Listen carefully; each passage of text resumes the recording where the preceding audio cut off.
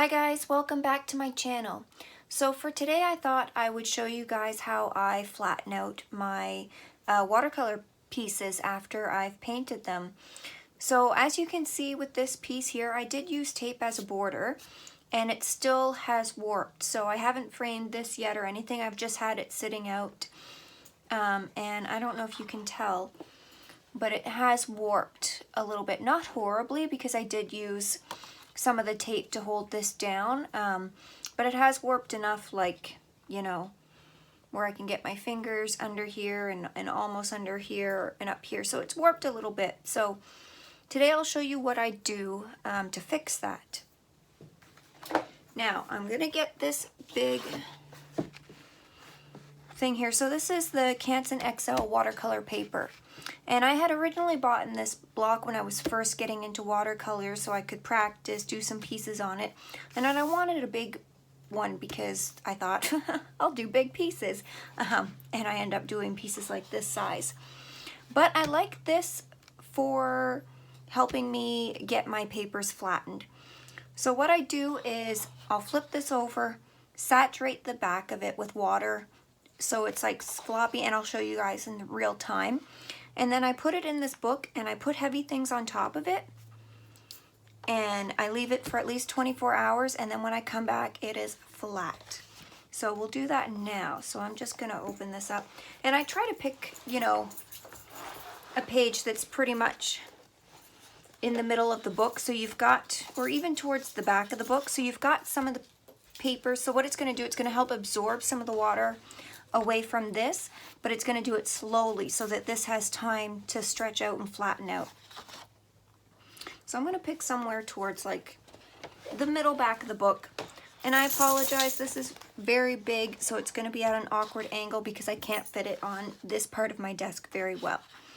So like I said, we're going to flip this over and I'm just going to saturate the back of just this. I'm going to try to not get water on here, but if I do, I can just flip it and use a different page. Doesn't matter. So that's what we're going to do.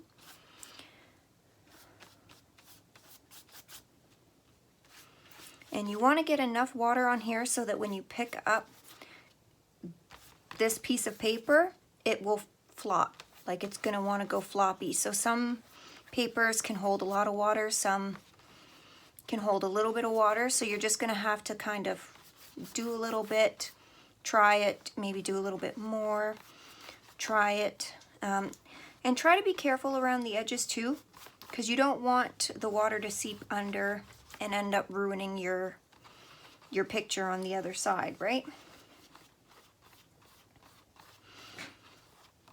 And I find this works if I do this best over a couple of minutes. So I'm not just going to throw the water on there, flip it over. I'm going to give it a few minutes as I'm doing this, and I'm just going to keep putting the water on because I want the water to really seep in to this paper. Now this is cotton paper, so it does hold the water very well. It will take it very well. So that's good. So I'll have to, you know, I might have to spend an extra few minutes doing this part, whereas somebody using, you know, just regular paper that's not 100% cotton paper, it might not take as much water for you to get the same results. So we're just going to keep putting the water on.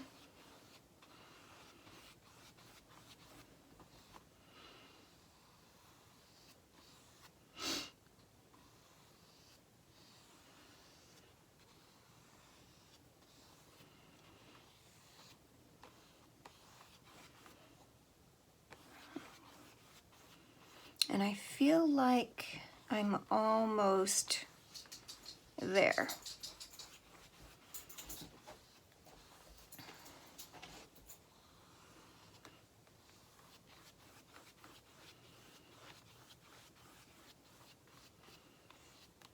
Okay, so I'm going to kind of try it. So when I pick it up, you can see it just kind of flops from one side to the other. So now what I'm going to do is I'm going to flip it over this way, and I'm just going to lay it down flat, and I'm just going to close the book right on it.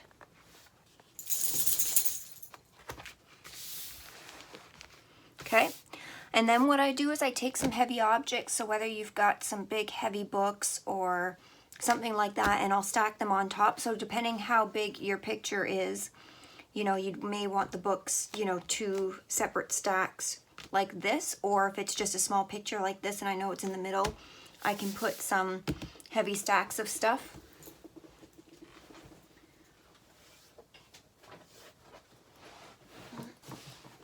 And I have a few of these pencil cases, and these just hold all my pencils. So I have like one for polychromos, one for light fast, and one for Caran d'Ache luminance. So what I usually end up doing is just stacking all 3 on top of here. And depending how warped my picture is, usually that's heavy enough. So that's what I'm going to do. I'm going to stack these pencil cases on top of here. And I'm going to leave it for 24 hours. And then we'll come back in 24 hours and I'll show you guys the results then. Okay, so it has been about 24 hours since we put the picture in here in the book. So I'm going to take these binders off now and we'll see what the painting looks like. So I'm going to find where it's at in here.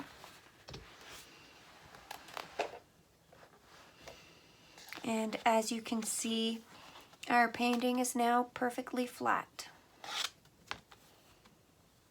all over. So this has worked really well for me, and it's nice that I have a big, you know, pad of paper, because no matter what size your painting is, like as long as it fits the pad of paper, this method will work. I've never had any paintings ruined by doing this method. You just have to be really careful when you're putting the water on. But I hope you guys enjoyed this. I hope you found this information useful to yourself. And if you have any other ways that you like to get your paintings flat once you've painted them, let me know in the comments down below. If this video was helpful to you, please give a like and subscribe, and I will see you in the next one. Thanks for watching.